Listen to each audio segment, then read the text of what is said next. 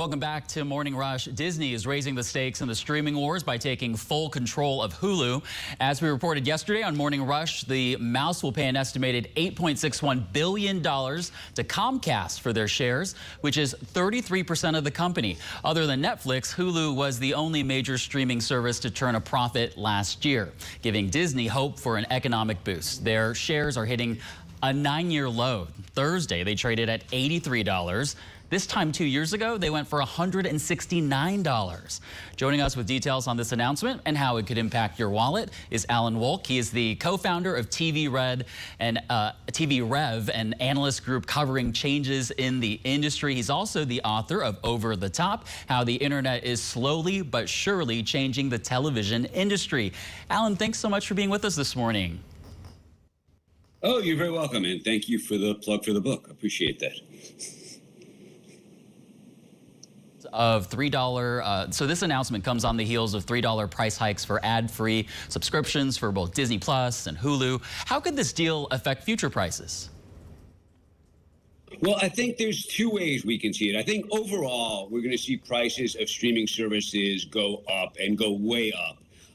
They've also done that Silicon Valley thing where they price it really low and then they do something that we call boil the frog, if you will. So it's sort of like every couple months, it's another $2, another $5, and then suddenly you're paying twice as much. And we've seen this already with services like Hulu Live TV. You know, it started out, say, 4 or 5 years ago at around $40, $45 a month, and it's up to as much as $90 a month if you're paying for the full plan. And the reason for that is that they are expanding their services. So one of the Hulu Disney things is we're going to see a lot more content available. So you're going to see, news, you're going to see sports, you're going to see a lot more things going in there. Disney also owns ESPN. That's where the sports part comes. So there's sort of two ways that they're going to be able to do this. One is they will combine them the way, Warner Brothers Discovery did with HBO and Discovery into one app, or they could give you two separate apps and then offer you a bundle plan, which is at a discount.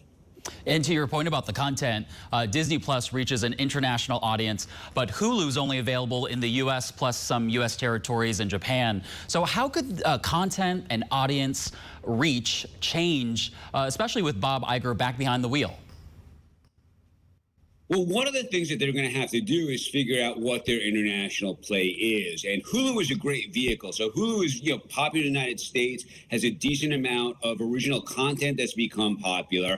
And sort of what they have to decide is, can we take that Hulu brand name and translate it overseas? Do we use Sky, which is another brand, or something like that? Or do we just use Disney Plus and include it in there? We're starting to see in a lot of the services, the use of what we've been calling sub-brands. So in other words, when you go into Max, there's still HBO in there, and it sort of says to you, this is what you can expect. The sorts of shows are a little bit, more highbrow, if you will. And I think Disney might do something like that too with Hulu. They also have the FX brand. So they've really got to figure out, how do we take this into Europe, into Asia, into the rest of the world, and make it a brand that can compete with Netflix, who's one of their big competitors, who is all over the world right now. And to your point, Alan, with all of these streaming platforms, these companies run the risk of having an identity crisis if they don't strategize properly as they, execute this whole thing. So we've seen flop after flop from Disney over the past year. This includes Indiana Jones, The Little Mermaid. Those movies did not make as much as the company, thought it would bring in. The company's also flirted with selling ABC stations, ESPN. So what does this, coupled with their Hulu takeover, tell us about where the industry is heading as a whole?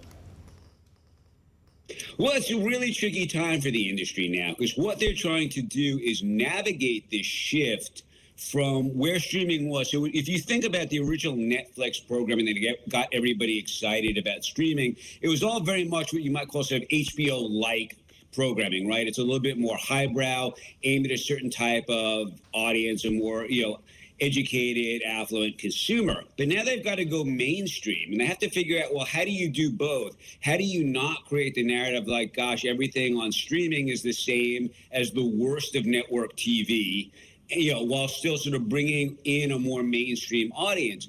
Disney has both pluses and minuses. Disney has a built-in audience of parents with young kids and of people who are fans of their comic book and Star Wars properties. But at the same time, if you're not a fan of those, your question is, why am I watching? Why would I subscribe to this? And then that's why Hulu, which has much more mainstream programming and a wider range. Another thing that I think we're going to see on all of them is Hulu also has a huge library of programming, as does Disney Plus. And I think we're going to start seeing linear channels similar to what we see on fast channels like Pluto Live TV, like Pluto TV or Samsung TV Plus. We're going to start seeing a lot more of that on the subscription services. Yeah, the diversification of content is going to be a key part moving forward. Alan Wolk, co-founder of TVREV, thanks so much for your time. As always, we appreciate it. Oh, you're very welcome. Take care.